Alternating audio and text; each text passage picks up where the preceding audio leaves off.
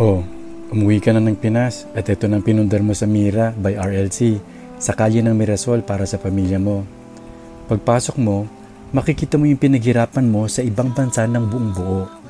Yung nanay mo, nag-aayos ng kakainin nyo, yung asawa mo, nagluluto pa at tuwang-tuwa sa turnover kitchen na may magandang aparador, makinis na lababo.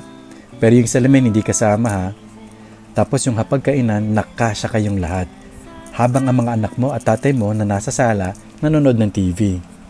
Yung banyo nyo malinis at may rain shower head pa, habang nakasampay na mga labada sa built-in sampayan.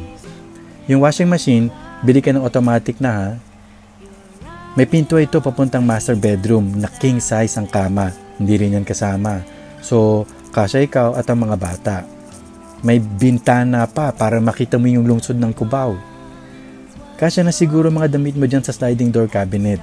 Tapos, lalabas ka ulit dito sa sala para pumunta sa kwarto ng mga magulang mo o mga anak mo na may cabinet na din.